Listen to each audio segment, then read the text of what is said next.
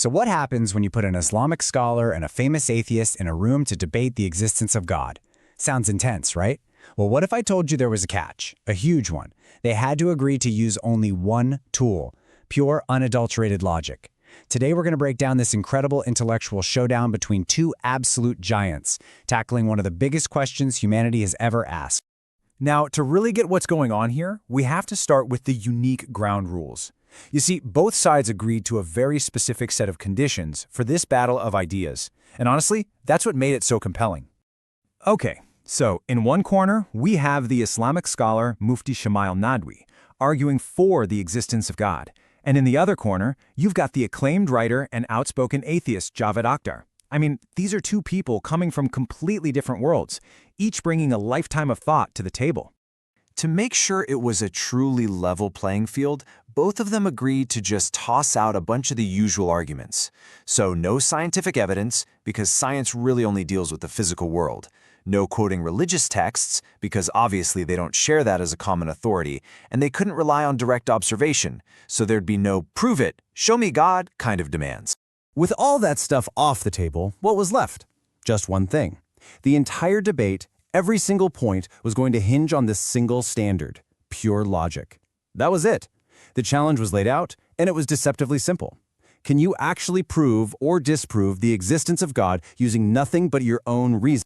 All right, so Mufti Nadvi kicked things off. And he didn't start with scripture, not at all.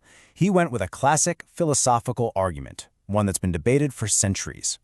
He began with a really simple thought experiment, something designed to appeal to our everyday, common-sense logic. Nadvi's analogy is pretty clever because it makes a really abstract idea totally tangible. Okay, picture this. You're walking on a totally deserted island, and you find a pink ball. Your first thought isn't going to be, oh, it just popped into existence. No way. You're immediately going to wonder who made it, how it got there. His argument is that if you then blow up that ball to the size of the entire universe, the fundamental question doesn't change. The universe itself, he argues, needs an explanation. So, in the language of philosophy, that pink ball is what's called a contingent being. Its existence depends on other things, a factory, the materials, the person who brought it to the island. And the argument goes that everything we see around us, from a planet to a person, is also contingent. None of it had to exist. And this is where it all leads. You see, a chain of these contingent things can't just go back forever and ever. It just doesn't work logically.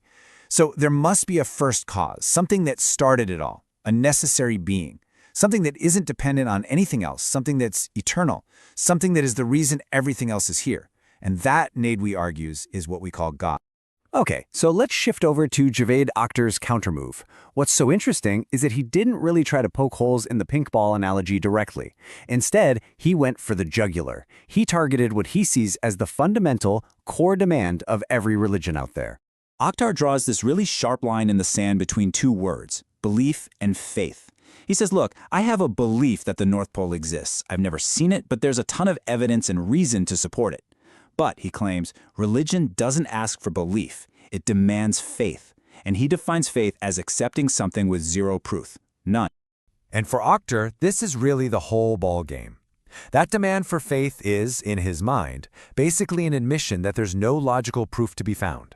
I mean, think about it. If you could actually prove God's existence logically, you just call it a belief, right? You wouldn't need to ask anyone to have faith.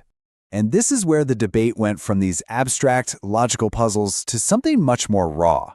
It moved into one of the oldest, and let's be honest, most powerful challenges to the idea of God. It's often called the problem of evil, and it's where the intellectual exercise slammed right into the brutal reality of human suffering. Akhtar really lays down the classic challenge here. How can a being that is supposed to be all-powerful and all-merciful just sit back and watch horrific things happen? You know, like a child being horribly injured in a war, and do nothing about it. He says, flat out, that a being like that isn't worthy of anyone's praise or respect. Nadvi's response is to say we're missing part of the definition. He argues that God isn't just all-powerful, but also all-wise.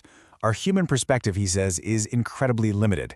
It's like we're looking at a single tiny pixel of a gigantic cosmic image.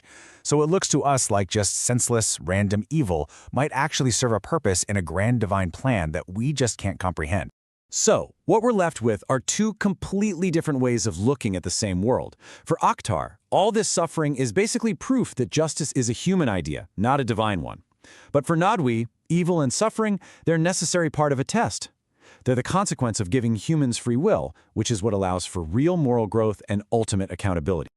This brings us to the final unresolved clash of the debate, and it all boils down to a really fundamental question of responsibility. Whose job is it really to provide the proof? To get his point across, Akhtar brings up a famous idea from philosophy.